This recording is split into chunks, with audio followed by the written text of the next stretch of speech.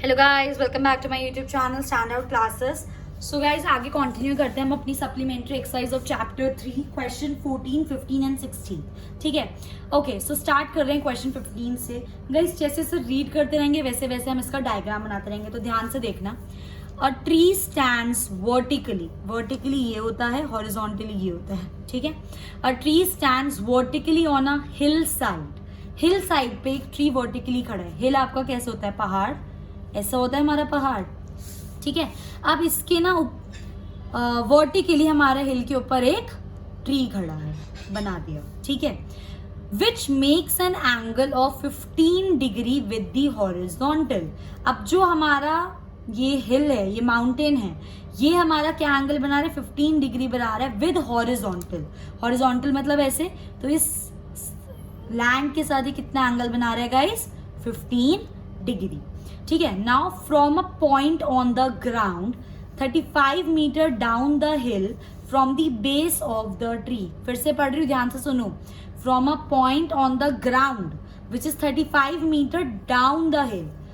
हिल में 35 metre down आ जाओ, तो ये हो गया मेरा 35 मीटर। मैं 35 मीटर डाउन आई तो मेरा ये पॉइंट आ गया। ठीक है, नाउ इस पॉइंट पे पहुंच गए विच is 35 metre down the hill from the base of the tree. फिर से देखो एक बार, जो हमारा बेस ऑफ द ट्री है उससे हम 35 मीटर डाउन आए। 35 मीटर डाउन पहुंचने के बाद हम एक पॉइंट पर पहुंच गए। यही तो ये बोल रहा है ना। ठीक है, from a point on the ground 35 metre down the hill from the base of the tree. Base of the tree से आपको डाउन आना है 35 मीटर और आप एक पॉइंट पे पहुंच जाओगे। And the angle of elevation of the top of the tree is 60 degree. इस पॉइंट से आपका जो एंगल ऑफ एलिवेशन, मतलब ऐसा वाला एंगल आपका कितना है? ये पूरा एंगल गाइस, ये पूरा एंगल, ये पूरा मेरा कितना एंगल है? 60 डिग्री एंगल है। ठीक है, find the height of the tree. मुझे क्या निकालनी है? इस ट्री की हाइट निकालनी है। ठीक है, एक बार फिर से कर लेते हैं। A tree stands vertically on a hill side. Hill side पे हमारा ट्री खड़ा है जो 15 डिग्री एंगल बना रहा है हॉरिजॉन्टली। अब जब हम ट्री से 35 मीटर डाउन आते हैं, हम एक पॉइंट पर पहुंचते हैं और उस पॉइंट से जो एलिवेशन एंगल है, जो ट्री के टॉप तक जो पहुंच रहा है, वो पूरा एंगल कितना है? 60 डिग्री।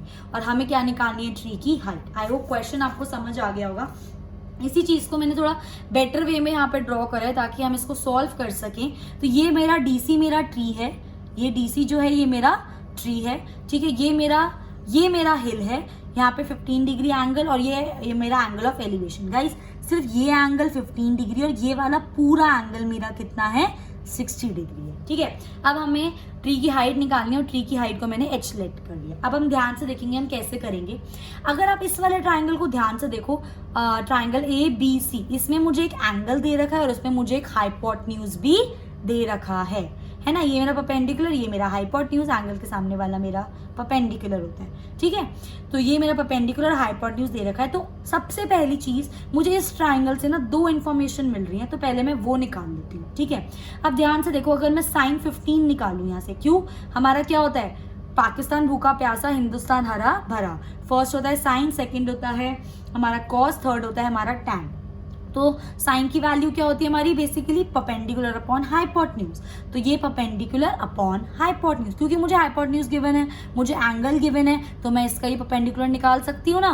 तो वही चीज मैंने यहाँ पे करा। तो sine 15 equals to perpendicular upon hypotenuse. तो साइन 15 इक्वल्स टू परपेंडिकुलर क्या है मेरा? BC। तो BC अपॉन हाइपोटेन्यूज कितना है? 35। तो मेरा इस वाले पार्ट की वैल्यू आ गई विच इज साइन 15 इंटू 35, वहां जाके multiply is equals to BC। एक चीज मैंने निकाल ली। फिर मैंने देखा मेरा कॉस 15 भी निकल रहा है यहाँ पर, क्योंकि कॉस की वैल्यू क्या होती है मेरी? Base upon hypotenuse. बेस मुझे निकालना है, हाइपोटेन्यूज मुझे दे रखा है, एंगल मुझे दे रखा है। तो सबसे पहली चीज मेरी इस ट्राइंगल से जितनी चीजें निकल रही है मैंने वो निकाल ली। तो मैंने यहाँ पे cos 15 निकाला which is base upon hypotenuse. cos 15 as it is, base क्या है मेरा? AB अपॉन हाइपोटेन्यूज क्या है मेरा? 35। इसको इससे मल्टीप्लाई कर दिया तो मेरा क्या आ गया? cos 15 into 35 is equals to AB। तो मुझे इस टाइम AB की वैल्यू भी पता चल गई और मुझे CB की वैल्यू भी पता चल गई। ठीक है, दो चीजें जितना डेटा दे रखा था निकल गई। अब मुझे मेन कंसर्न है, मुझे ये निकालना है, ये। ठीक है, तो मैंने देखा इन ट्राइंगल ABD मैंने ये चीज देखी, क्योंकि मेरे को इसका भी एक एंगल दे रखा है ना। अब ध्यान से देखना, बहुत ध्यान से। यहाँ पे मैंने tan 60 क्यों यूज करा, मैंने sin 60 या cos 60 क्यों नहीं यूज करा, खुद सोचो। अगर मैं यहाँ पे sin 60 लगा दूं, sin 60 क्या होता है, परपेंडिकुलर अपॉन हाइपोटेन्यूज। परपेंडिकुलर तो मेरे पास है, पर क्या मेरे पास हाइपोटेन्यूज है, नहीं है ना। देखो जहाँ पे जब हमने लगाया sin 15 equals to perpendicular upon hypotenuse, हमें दो चीजें दे रखी थी, हमें एक निकालनी थी, ठीक है। इसके अंदर हमारे पास क्या हो गया, अगर मैं यहाँ पे परपेंडिकुलर लिख दूं, परपेंडिकुलर क्या है मेरा, BC अपॉन हाइपोटेन्यूज। BC तो चलो मुझे दिस प्लस दिस करके हो जाएगा, क्योंकि ये मेरे पास है, ये मुझे निकालना है, पर हाइपोटेन्यूज तो मुझे नहीं दे रखा, तो ये मैं नहीं लगा सकती। सिमिलरली cos 60 पे आ जाओ, cos 60 मेरा क्या होता है, base upon hypotenuse. Again base तो मैंने निकाल लिया, ये रहा मेरा बेस आ गया मेरा AB। क्या मेरे पास हाइपोटेन्यूज है, नहीं है मेरे पास हाइपोटेन्यूज, ठीक है। आपके इसके अंदर भी वेरिएबल बन जाएंगे, इसके अंदर भी वेरिएबल बन जाएंगे, सॉल्व कैसे करोगे, तो ये भी हम नहीं सॉल्व कर सकते। अब tan 60 पर आओ, tan 60 का मेरा क्या होता है, परपेंडिकुलर अपॉन बेस। अब देखो इसके अंदर मेरे पास ये भी है, मेरे पास ये भी है, और मेरे पास एंगल भी है, तो सबसे बेस्ट तरीका था इसमें tan 60 को पुट करने का। तो tan 60 मेरा क्या हो गया, परपेंडिकुलर अपॉन बेस। परपेंडिकुलर क्या होगा guys, this is H plus BC की वैल्यू हमने यहाँ पर निकाली है, तो H प्लस BC क्या हो गया मेरा, sin 15 इंटू 35 अपॉन बेस की वैल्यू मैंने अभी यहाँ निकाली थी cos 15 इंटू 35। अब देखो इसके अंदर मेरा सिर्फ एक वेरिएबल बचा, अगर मैं ये या ये लगाती तो मेरे इसके अंदर हाइपोटेन्यूज की वैल्यू भी मुझे नहीं पता थी, तो H वेरिएबल तो रहता ही रहता, प्लस हाइपोटेन्यूज की वैल्यू भी रहती, तो वो सॉल्व नहीं होता क्वेश्चन, समझ रहे हो, ठीक है। तो ये चीज मेरी हो गई tan 60, ठीक है। अब देखो tan 60 इज इक्वल्स टू ये और ये सॉल्व कर दूंगी, H की वैल्यू आ जाएगी। उससे पहले मुझे क्या चाहिए, sin 15 और cos 15 की वैल्यू।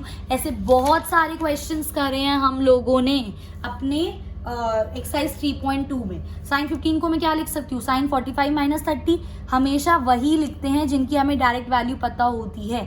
आप मुझे आके ये बोलो कि मैं इसको 100 माइनस 85 लिखना चाहता हूँ या चाहती हूँ, नहीं हो सकता भाई, 185 की वैल्यू पता है, नहीं पता, तो वो चीज हम नहीं कर सकते इसके अंदर।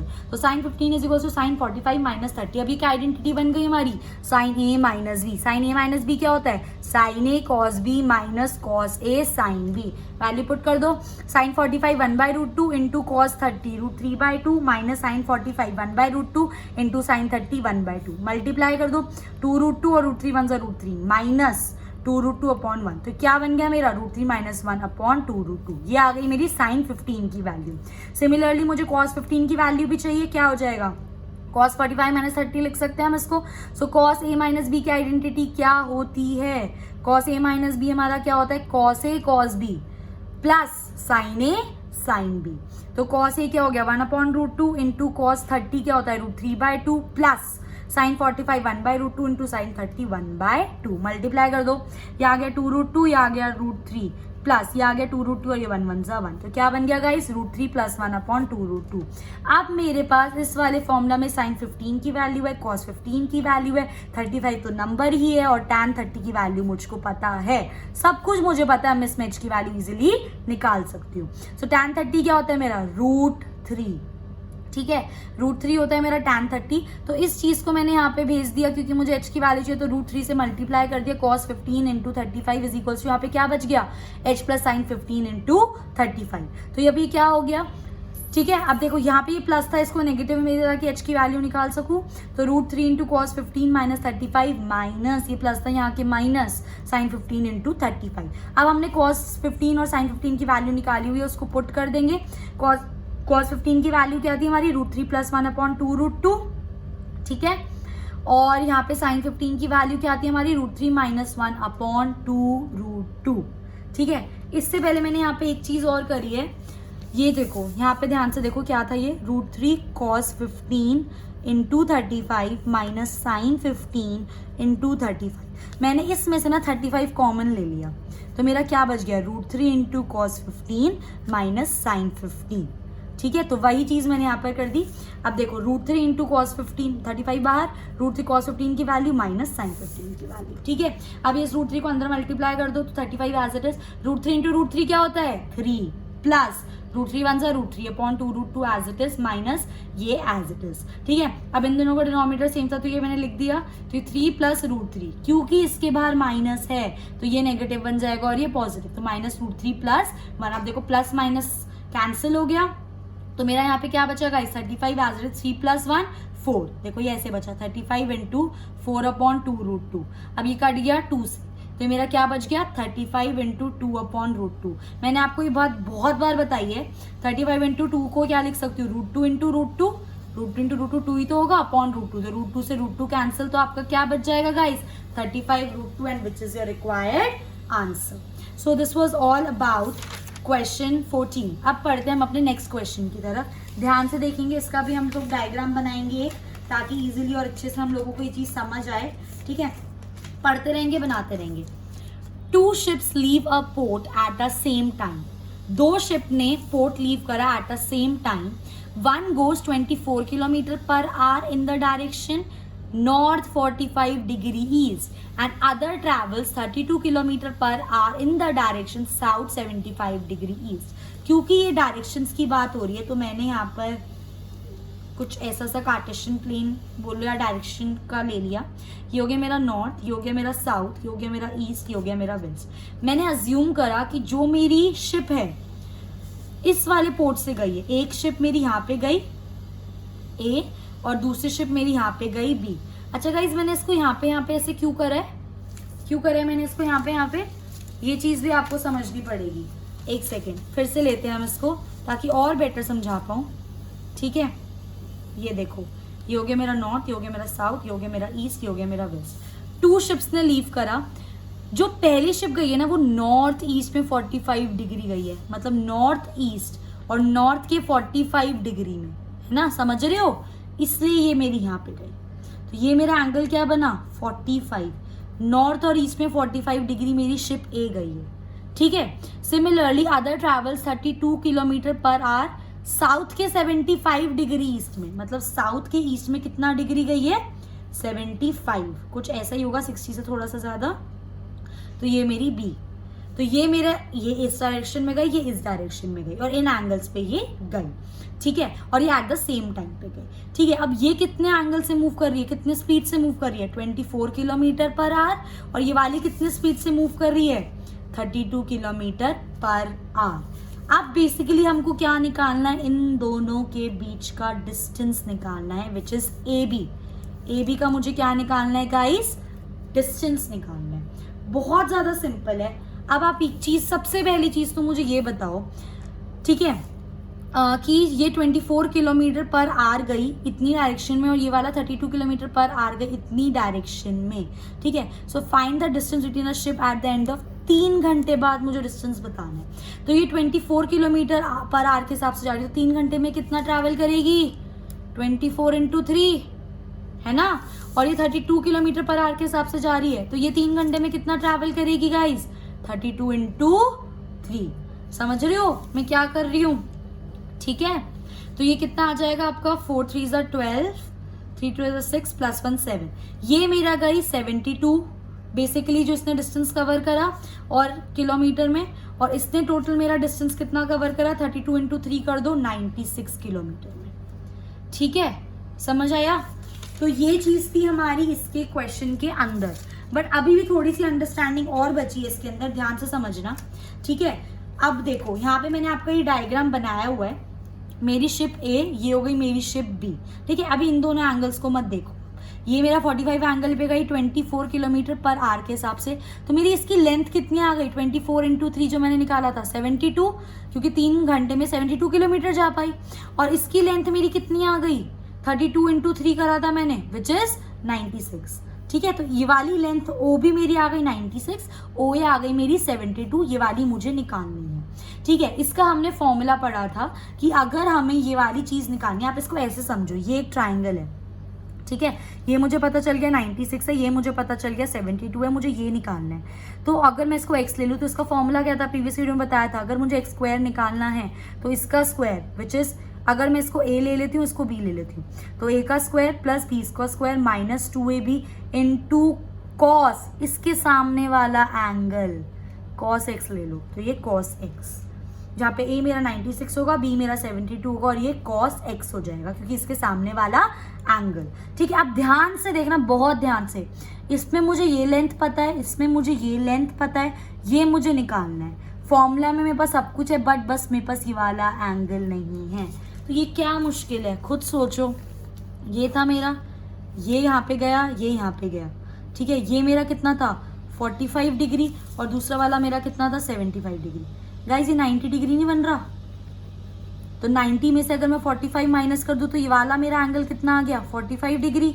सिमिलरली 90 में से अगर मैं 75 माइनस कर दूं तो ये वाला मेरा एंगल कितना आ गया 15 डिग्री। तो ये वाला जो आपका ये वाला एंगल हुआ ये कितना हो गया 45 plus 15 which is your 60 degree. इसलिए मैंने यहाँ पे लिखा था ये 45 और ये 15, तो ये मेरा एंगल कितना बन गया 60 डिग्री। तो फाइनल अब जो मेरा डायग्राम बना गाइस, अब जो मेरा फाइनल डायग्राम बना वो कुछ इस तरीके से बना कि ये मेरा ट्राइंगल है, ये डी मुझे निकालना है, ये मेरा फॉर एग्जांपल ए यहाँ पे मेरा 96 है और बी मैंने यहाँ पे 72। डिस्टेंस हमने निकाल ली टोटल के 3 घंटे में वो कितना करेंगे। और अब मेरा ये वाला एंगल भी आ गया जो कि कितना हो गया 60 डिग्री, है ना। देखो ना, ये था ये और ये दे रखा था। 90 में से 45 माइनस करोगे 45, 90 में से 75 माइनस करोगे 15, तो 45 प्लस 15 कितना हो गया 60। अब सीधा सीधा हम इसके अंदर अपना क्या लगा सकते हैं, फॉर्मूला लगा सकते हैं। ये निकालना है तो a square plus b square minus 2ab into cos angle वो वाला जो इस साइड के सामने है which is cos 60। Value put कर दो, ए का 96 का स्क्वायर प्लस बी का 72 का square minus 2 into 96 into 72 into cos 60 की वैल्यू क्या होती है 1/2।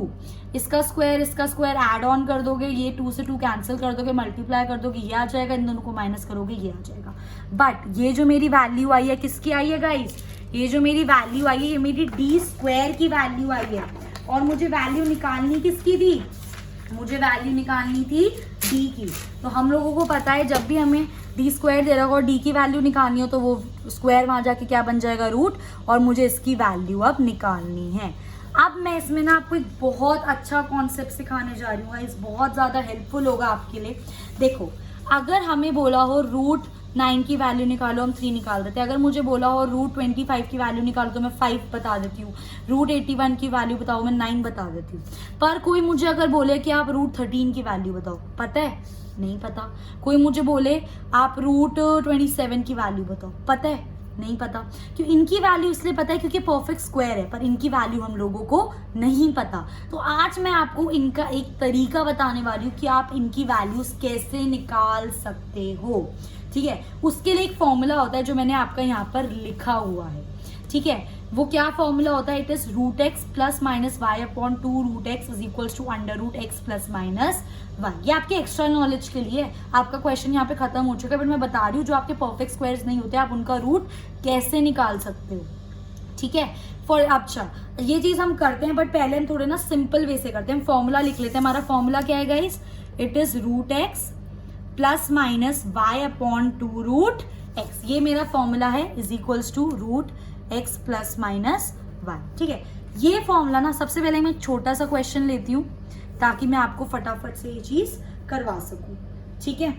ओके, अब सपोज करो मुझे ना रूट 15 का निकालना है। रूट 15 की क्या वैल्यू होती है, मुझको नहीं पता क्या वैल्यू होती है। क्या मैं रूट 15 को ऐसे लिख सकती हूँ, 15 को हम क्या लिख सकते हैं 16 माइनस 1 लिख सकते हैं, नहीं लिख सकते 16 माइनस 1। मैंने ऐसा इसका इसलिए करा क्योंकि 15 के आसपास का नियरेस्ट स्क्वायर कौन सा है, 14, 13, 12, 11, 10, 9 और 15, 16। यहाँ पे तो एक 3 बन रहा है कंप्लीट स्क्वायर और एक 16 बन रहा है। 15 के नियरेस्ट कौन सा था 16, इसलिए मैंने इसको इसमें ब्रेक करा। तो 16 माइनस 1 ये मेरा क्या हो गया x माइनस 1। अब इसका फॉर्मूला खोलना जरा, रूट 16 रूट एक्स, ठीक है। यहाँ पे माइनस है तो माइनस लेंगे, y की जगह 1 अपॉन 2 रूट 16। सॉल्व कर दो। रूट 16 क्या हो गया मेरा 4 माइनस 1 अपॉन 2 इंटू 4 क्या हो गया गाइस 4 माइनस 8। ये तो अब आप कर ही सकते हैं। 8 4 जा 32, 32 में से 1 गया, क्या बचा हमारा 32 में से 1 गया 31 अपॉन 8। अब अगर आप 31 को 8 से डिवाइड कर दोगे तो आपका समथिंग पॉइंट में आंसर आ जाएगा। तो ये ट्रिक होती है, अगर आपको कोई नॉन स्क्वायर नंबर है तो उसके नियरेस्ट स्क्वायर में आप उसको ब्रेक करो। यही चीज मैंने यहाँ पर करी क्योंकि 7488 मेरा एक नॉन स्क्वायर नंबर था, तो मैंने क्या करा, मैंने इसको नियरेस्ट नंबर में ब्रेक करा विच इज 7569 माइनस 81, ठीक है। और ये जो मेरा नंबर है ना ये मेरा परफेक्ट स्क्वायर है। ये मेरा परफेक्ट स्क्वायर है 87 का, इसलिए मैंने इसको ऐसे ब्रेक करा। ठीक है, तो मैं इसको क्या लिख सकती हूँ, root x which is this, minus है तो माइनस, अपॉन वाई की वैल्यू क्या आती मेरी 81 अपॉन 2 इंटू रूट एक्स। ठीक है, अब देखो इसका रूट क्या हो गया 87 minus 81 as it is upon 2 into इसका 87। ठीक है, तो ये अब सॉल्व कर दो, 87 माइनस 81 अपॉन 87 इंटू 2 174। अब this into this minus this, ये आपका आंसर है। इसको इससे डिवाइड कर दोगे तो आपका कुछ पॉइंट में आंसर आ जाएगा। सिंपल सा बस एक फंडा होता है कि जब भी आप किसी चीज को ब्रेक कर रहे हो, ठीक है, फॉर एग्जाम्पल मैं ले लेती हूँ क्वेश्चन, ठीक है, 10 रूट 10 निकालना है, तो मैं 10 को क्या लिख सकती हूँ, नियरेस्ट लिखो 9 प्लस 1। अब आप अपना फॉर्मूला लगा सकते हो, root x plus y upon 2 root x, तो आपका इसका आंसर आ जाएगा। क्या हो जाएगा ये, रूट 9 प्लस 1 अपॉन 2 रूट 9, तो ये क्या हो जाएगा 3 प्लस 1 अपॉन 2 इंटू 3, तो 3 प्लस 1 अपॉन 6, 6 1 6 12 6 3 ज़ा 18, 18 प्लस 1 19 अपॉन 6। अब 19 को 6 से डिवाइड कर दोगे तो आपका आंसर आ जाएगा। ठीक है, सो ये था एक आपके एक्स्ट्रा नॉलेज के लिए क्वेश्चन। हमारा क्वेश्चन यही खत्म हो गया था कि अगर हमें नॉन स्क्वायर को सॉल्व करना था तो हम कैसे करते हैं। ठीक है, सो लास्ट क्वेश्चन है इस एक्सरसाइज का guys, 2 trees A and B are on the same side of a river. ठीक है, एक रिवर ले लेते हैं हम, एक मेरा यहाँ पर ट्री A है और एक मेरा यहाँ पर ट्री B है, सेम साइड, रिवर के सेम साइड पर है ये ट्री। ठीक है, and from point C in the river, एक point C in the river है हमारा, डिस्टेंस ऑफ ट्री ए कितना दे रखा है मेरे को 250 मीटर, और डिस्टेंस ऑफ ट्री बी कितना दे रखा है मेरे को 300 meter. So now if the angle C भी दे रखा है, बहुत ही अच्छे हैं भाई, एंगल भी दे दिया हमें 45 डिग्री, हमें क्या निकालना है, ए बी की value, gap between two trees. Simple question नहीं बन रहा, इसको ऐसे देखना जरा, ये हो गया डिस्टेंस, ये 300, ये 250, ये तो इसका फॉर्मूला क्या होता था, ये निकालना है मेरे को अगर डिस्टेंस, तो दिस का square, suppose a square plus b square minus 2ab into cos इसके सामने वाला एंगल जो कि मुझे पहले से दे रखा है। वैल्यू पुट करो और सॉल्व कर दो यार, 300 का स्क्वायर प्लस 250 का square minus 2 into 300 250 into 1 upon root 2। और क्वेश्चन में आपको बोला हुआ है कि आपको रूट 2 को क्या लेना है, 1.44 लेना है, तो आप यहाँ पे 1.44 की वैल्यू पुट कर दो, इसको सॉल्व कर दो, आपका आंसर आ जाएगा। ठीक है, एक चीज भूलना मत, डी स्क्वायर जब ये माइनस ये करोगे तो डी की वैल्यू जो भी माइनस करके आएगा रूट में आपको आंसर निकालना है, और रूट का आंसर मैंने आपको बता दिया, अगर आपका नॉन स्क्वायर रूट हो तो आप उसको कैसे निकाल सकते हो। ये चीज़ लाइफ में बहुत ज़्यादा हेल्प करेगी। सिंपली उसको आप ब्रेक कर दो, अपने क्वेश्चन को आप ब्रेक कर दो, एक नियरेस्ट स्क्वायर वाला लिख दो उसके, प्लस या माइनस कुछ भी, और फिर आप अपना ये वाला फॉर्मूला पुट कर दो, आपका 110% आंसर आ जाएगा। आई होप गाइज ये वीडियो आपके लिए इन्फॉर्मेशनल थी बहुत ज़्यादा। So if you like my video, if you enjoyed it, please do like, share and subscribe. Thank you for watching.